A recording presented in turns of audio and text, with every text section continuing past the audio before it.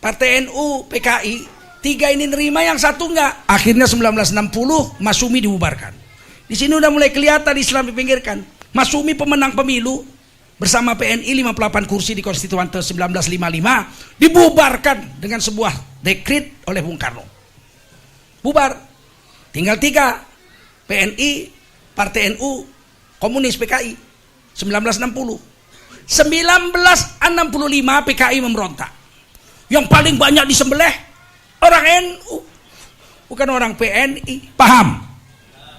Setelah tahun 60 Masyumi dipinggirkan, 4 partai besar itu Masyumi dibuang dulu. Tinggal NU di tengah-tengah nih. 1965 disembelih nih NU. Habis Islam. Sebelum mulai, yuk dukung dakwah Fethizon TV dengan like, subscribe, dan nyalakan notifikasi. Jazakumullahu khairan katsira.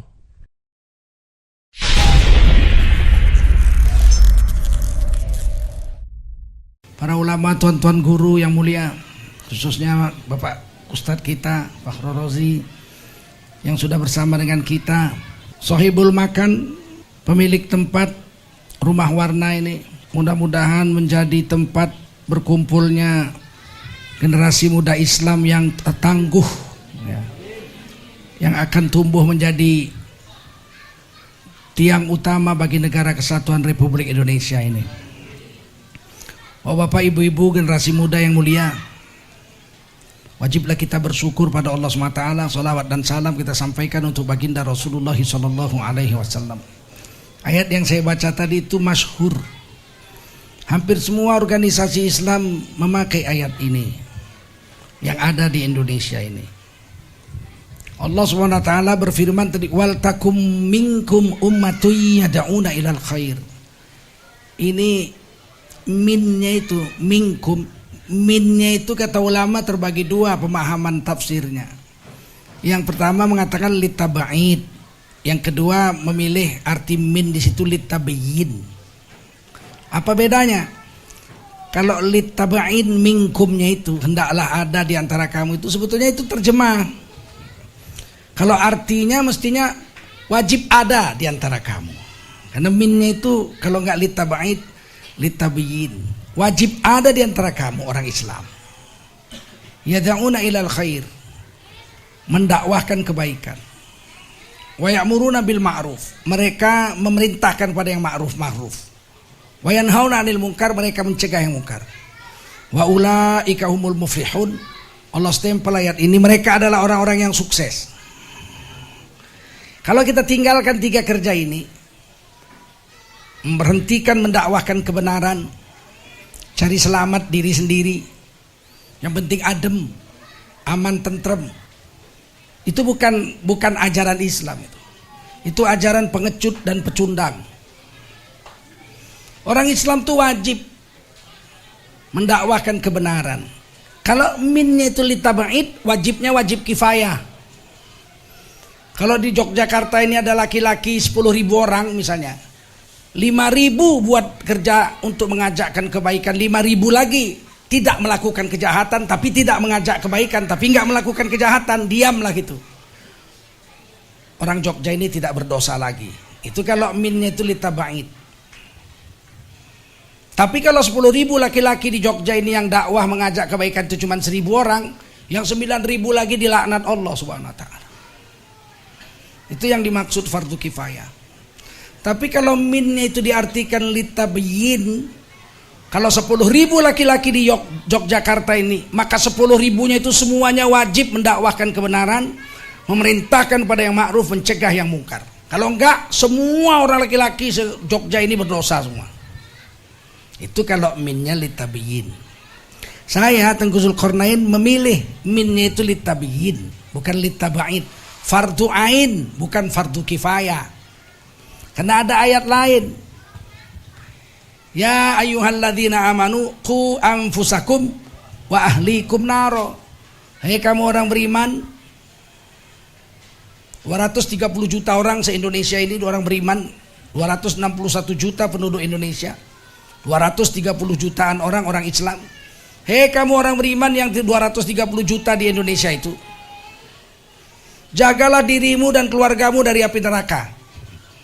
Berarti kita ini wajib mendakwahkan kebenaran, memerintahkan yang ma'ruf, dan mencegah yang mungkar, minimal untuk diri kita, anak dan istri kita. Minimal itu. Kalau ditinggalkan berdosa itu, karena fardu ain. Itu tugas nabi-nabi zaman dulu. Dulu kalau dapat wahyu, satu orang laki-laki dapat wahyu, dia gunakan untuk diri dan anak istrinya aja, dia digelar nabi. Tapi kalau dia dapat wahyu, dia gunakan untuk dirinya dan kaumnya, maka dia digelar rasul. Itu bedanya rasul dengan nabi. Kalau cuma untuk diri, anak istrinya, perjuangannya nggak keras, disebut nabi. Menurut hadis Ibnu Hibban ada 124.000 nabi-nabi yang pernah diturunkan ke dunia. 313 rasul. Di mana bedanya rasul dengan nabi? Kalau dapat wahyu digunakan untuk diri dan anak istrinya saja, dia disebut nabi. Tapi kalau dapat wahyu didakwahkan kepada kaumnya semua, maka dia disebut rasul. Wali kulli ummatin rasul. Setiap umat dikirim satu rasul. Nah, jadi kalau rasul untuk umat, itu Quran yang bilang. Kalau nabi untuk diri dan keluarga aja. Paham? Berarti orang Islam zaman akhir ini wajib mendakwahkan kebenaran minimal untuk dirinya, anak dan istrinya. Itu sudah pekerjaan nabi zaman dulu itu. Tapi hari ini ada satu kelompok orang yang saya duga memang takut akan kebangkitan Islam. Meskipun KTP-nya Islam. Tapi paling takut dia kalau Islam itu bangkit di Indonesia. Padahal yang memerdekakan Indonesia ini 90% orang Islam, betul? Kiai-kiai dan santri-santri. Orang-orang berserban, berjubah. Tapi hari ini peranan ini mulai mau dibuang. Sebenarnya meminggirkan jasa-jasa Islam dalam kemerdekaan Indonesia itu sudah dimulai sejak awal-awal Indonesia merdeka. Saya ingin cerita sedikit. Ketika tahun 1944 kita hampir merdeka. Perjuangan kemerdekaan ini kan udah ratusan tahun. Perang fisik aja mulai dari Untung Suropati, itu ulama. Ada gurunya namanya Kiai Embun, wilayah sini. Kemudian Trunojoyo lebih dulu, Jawa Timur. Terus sampai di Ponegoro, sampai terakhir Tengku Umar, Johan Pahlawan. Itu semua orang-orang Islam. 90% orang Islam. Kemudian berubah pemerang. Perang lawan Belanda berubah, nggak lagi perang fisik. Mulai perangnya itu pakai organisasi. Organisasi yang pertama berdiri di Indonesia adalah organisasi Jamiatul Khairat. Yang di kitab sejarah kan dibilang Budi Utomo, betul nggak? Budi Utomo 1905. Organisasi pertama berdiri di Indonesia adalah Jamiatul Khairat yang didirikan oleh keturunan-keturunan Arab, para habaib-habaib. Kantor pusatnya di Tanah Abang, sampai sekarang masih ada. Berdiri tahun 1901, membuat pendidikan untuk memerdekakan Indonesia. 1905 berdirilah organisasi Islam yang namanya Syarikat Islam. Haji Omar Said Cokro Aminoto, guru Bung Karno.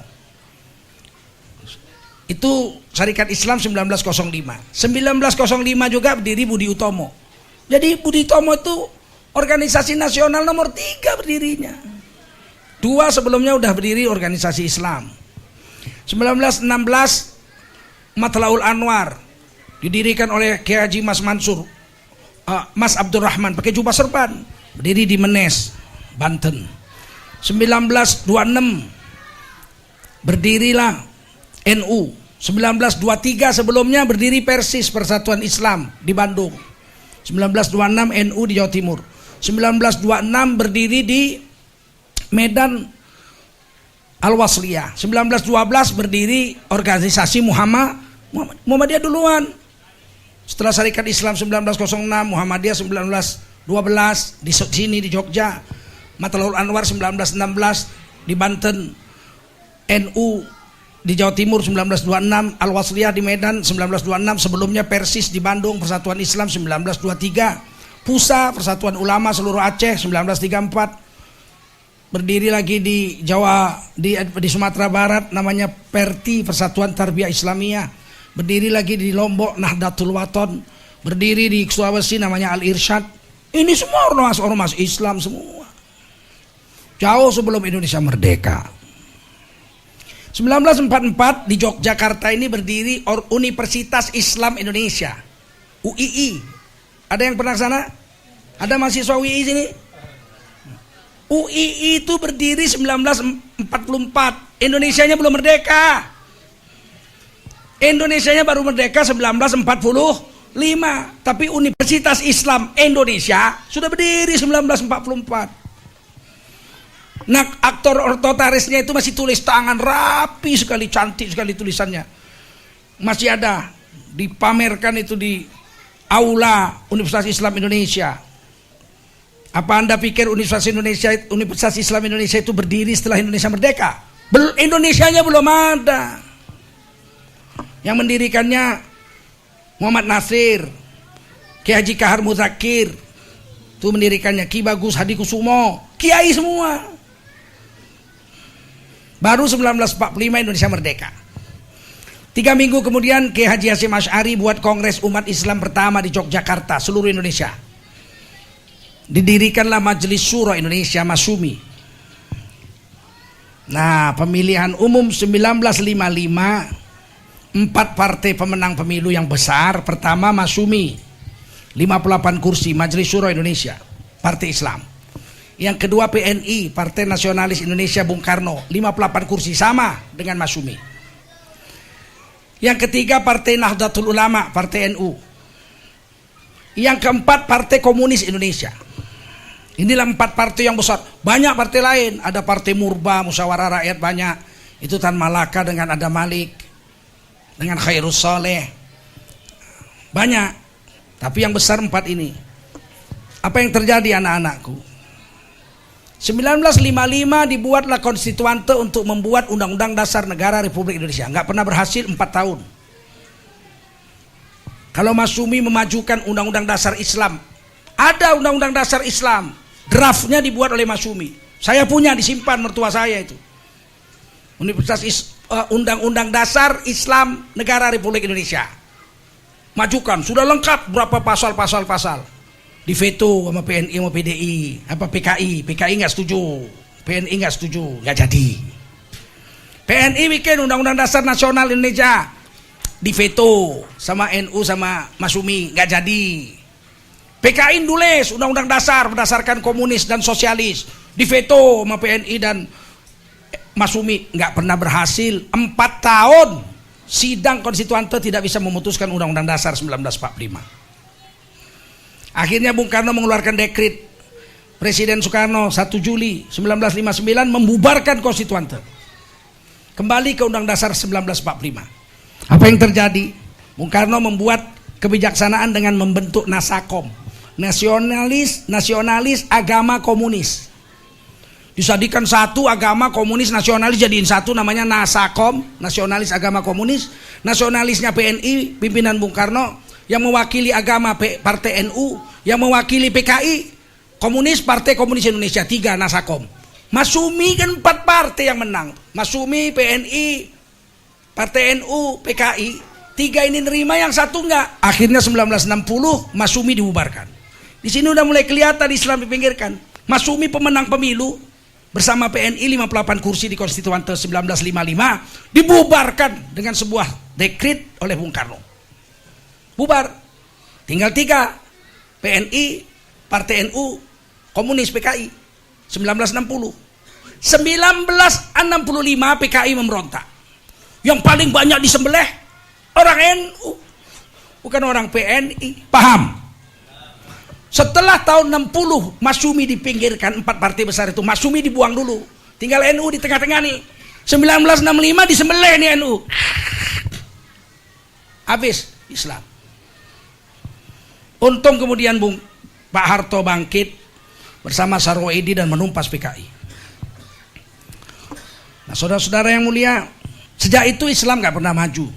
Partai Islam hanya mencapai 43% saja. Kalau di kampung Dicampur-campur 43%. Itu sudah maksimal. Setelah reformasi, Partai PAN, Partai PKB, Partai P3, Partai Keadilan PK, sekarang jadi PKS. Itu kalau dikumpul termasuk PBB, Partai Bulan Bintang, kemudian jadi Partai Bintang Bulan, begitu-gitu aja lah. Ya. Itu kalau dikumpul semua 42%. Tapi berhasil mendudukkan Gus Dur jadi presiden. Walaupun cuma 42%, 1999 berhasil mendudukkan Gus Dur jadi presiden. Walaupun kemudian Gus Dur dijatuhkan juga dengan tuduhan korupsi Bulog Gate yang sampai sekarang tidak pernah terbukti. Yang penting Gus Dur jatuh. Apa yang mau saya sampaikan adalah judul kita hari ini, radikal tuh keras belum tentu radikal. Ada sekelompok orang sekarang yang takut Islam itu bangkit, sehingga kata-kata radikal itu diubah sedemikian rupa menjadi cikal bakal teroris itu radikal. Padahal kalau kita buka Kamus Besar Bahasa Indonesia, Kamus Besar Bahasa Indonesia, ambillah radikal. Radikal adalah perubahan yang mendasar, termasuk undang-undang negara yang disertai dengan ilmu pengetahuan. Enggak ada salah apa-apa radik di situ. Kata radikal itu, bahasa Inggrisnya radik. Radik itu tidak ada salah apa-apa. Tapi sekarang memang sengaja dibuat pergeseran makna, digeser sedemikian rupa sehingga kalau mendengar radikal langsung wah cikal bakal teroris. Padahal Indonesia merdeka ini karena radikal. Kalau tidak ada sifat orang-orang radikal nggak merdeka Indonesia.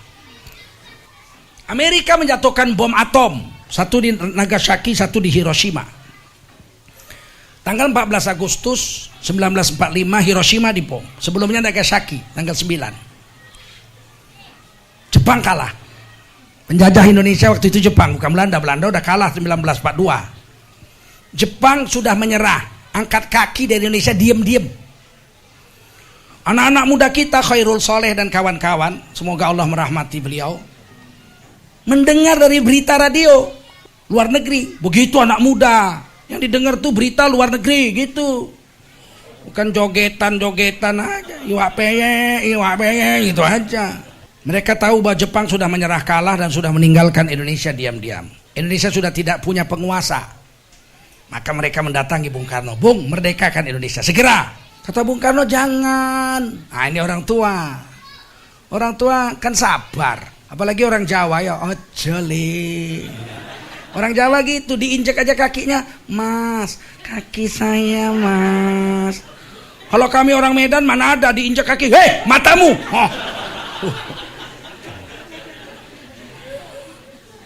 Apa kata Bung Karno? Jangan. Kita ini udah janji, Jepang sudah janji bahwa kita akan merdeka, diberi sebagai hadiah oleh Jepang abang kita yang sulung. Jepang kan ngaku abang sulung. Kakang Sing Baret udah janji bahwa kita akan diberi kemerdekaan sebagai hadiah, nggak usah perang. Tunggu aja hadiah dari Jepang. Kata Khairul Soleh, nggak ada, nggak bakal. Rebut ini kemerdekaan. Bung Karno bilang jangan. Diculik Bung Karno. Oh, radikal. Radikal. Diculik kok nggak radikal. Ditangkap Bung Karno sama Bung Hatta, dinaikin mobil, diculik ke Rengas Dengklok, ke Kerawang sana. Dulu Kerawang tuh jauh, sekarang kan karena jalan tol deket. Sampai di Kerawang masukin rumah, digembok kunci. Dah sekarang kerja, bikin teks proklamasi. Anak-anak muda radikal apa enggak itu? Radikal enggak? Radikal. Pokoknya enggak pulang ke Jakarta kalau enggak selesai teks proklamasi. Ditulis sama Bung Karno, proklamasi. Tulisan tangan Bung Karno itu. Kami bangsa Indonesia dengan ini menyatakan kemerdekaan Indonesia. Hal-hal mengenai pemindahan kekuasaan dan lain-lain diselenggarakan dengan cara seksama dan dalam tempo yang sesingkat-singkatnya. Jakarta, 17 Agustus 1945, atas nama bangsa Indonesia. Soekarno-Hatta, tanda tangan. Ulang ke Jakarta, malam Jumat.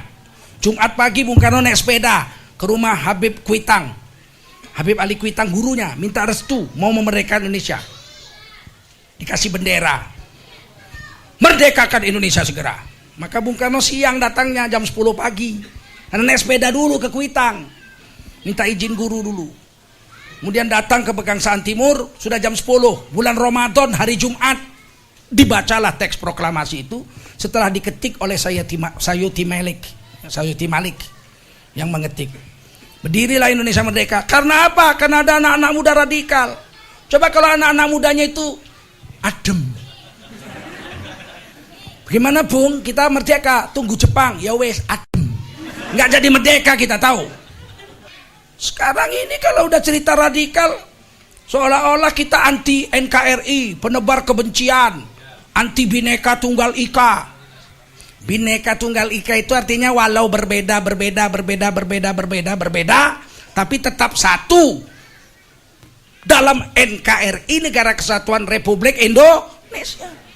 Walaupun berbeda-beda, tetapi tetap satu. Kita nggak bikin ribut, nggak memberontak, nggak bikin senjata kayak yang nembaki tentara, nggak ada. Kita nunggu 17 April kita pilih orang yang lama atau orang yang baru, kan begitu, betul nggak? Kalau semua harus sama, bukan Bhinneka Tunggal Ika namanya, Ika Tunggal Ika. Tukar aja slogannya udah. 4 tahun ini udah nggak Bhinneka Tunggal Ika lagi. Kenapa? Karena bikin ribut. Kalau berbeda membuat pemecah belah. Jadi udah tukar aja yang di kaki burung Garuda itu, Ika Tunggal Ika. Pokoknya satu, semuanya harus sama. Kalau kurus presidennya kurus semua gitu.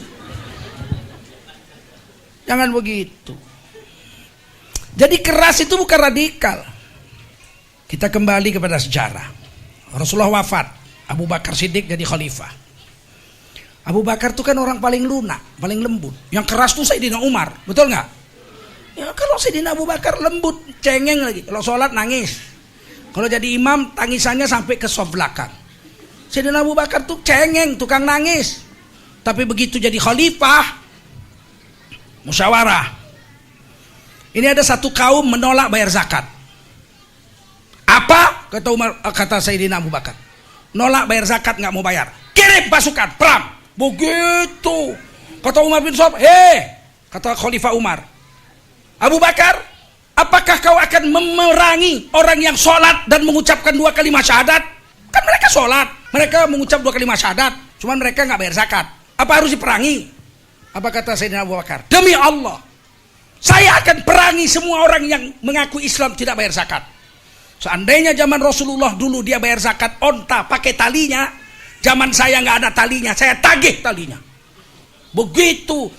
Radikal nggak itu kira-kira? Radikal itu. Perang kok. Perang riddah. Perang. Siapa bilang nggak perang? Keras itu bukan radikal. Tergantung kerasnya di mana dulu. Kalau kerasnya membela undang-undang, itu harus keras. Betul nggak? Ada orang korupsi, tapi orang penting, duitnya banyak. Ditangkap KPK, kabur nabrak tiang listrik. Kepalanya benjol sebesar bakpao, tetap harus ditangkap juga. Salah bungkus lagi yang benjol belah kanan, yang dibungkus sebelah kiri, tetap aja harus ditangkap. Karena bicara tentang undang-undang.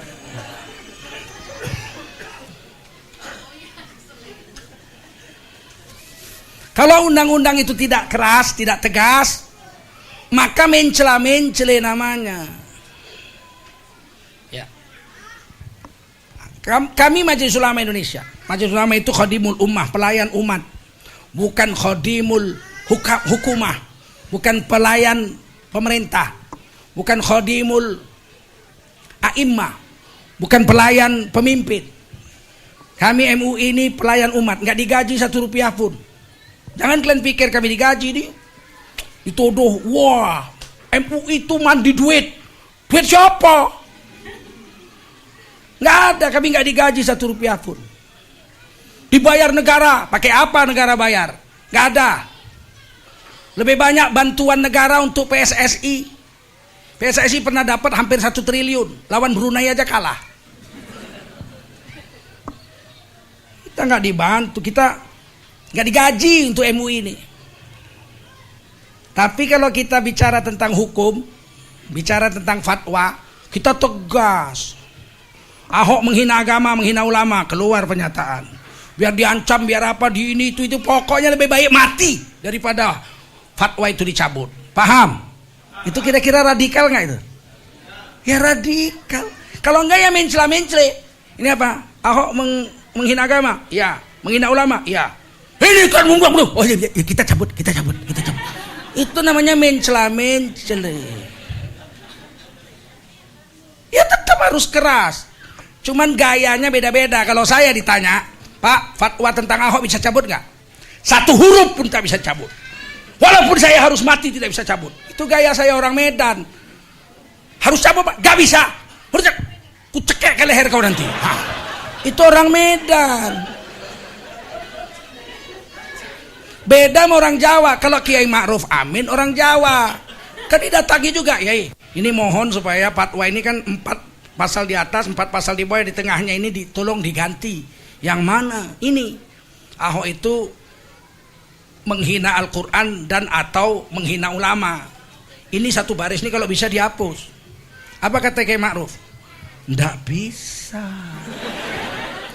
Justru itu intinya surat. Kalau itu dicabut, nggak ada gunanya lagi surat itu. Saya lihati matanya gitu. Sabar bener nih orang tua. Tapi Pak, ini begini Pak, ini harus dicabut Pak, ini demi keamanan negara begini. Nggak bisa. Jadi bagaimana Pak? Ya nggak bisa. Begitu aja. Itu kira-kira keras nggak itu? Keras, cuman nyampaikannya halus. Nggak bisa. Tapi begini Kiai, ya ndak bisa. Tapi sebaiknya kan begini Kiai, begini. Terus gimana Kiai? Dicabut nggak? Ndak bisa. Itu keras nggak? Keras, cuman caranya aja lembut, kayak Arjuna. Kue arep tak pateni, kan gitu. Lembut tapi arep tak pateni.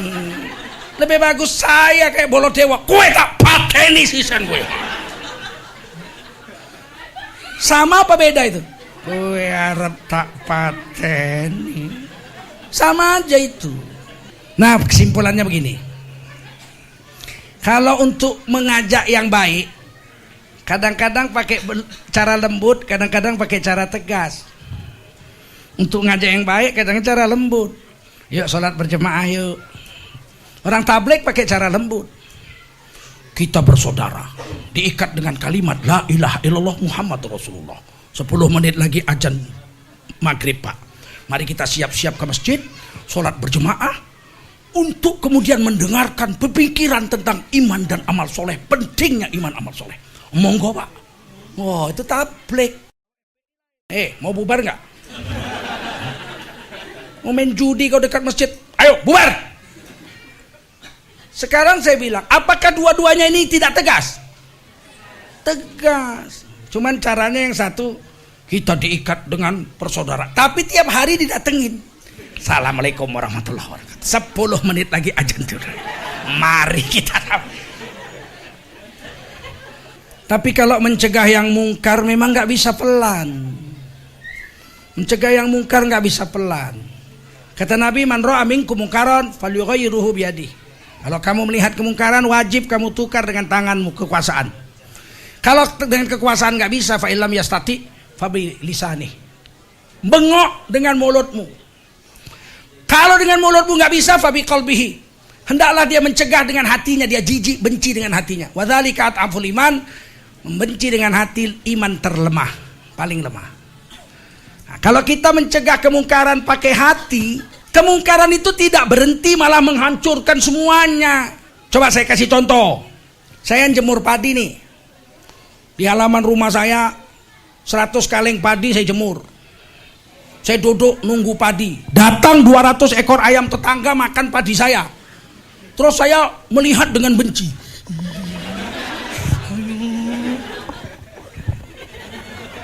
Satu hari habis padi saya. Betul? Nggak merubah keadaan, malah hancur negeri ini. Kalau dengan kemungkaran cuman gemeter lihat. Cara yang kedua, dengan mulutmu menjerit. Kita usir aja. Ayam itu loncat.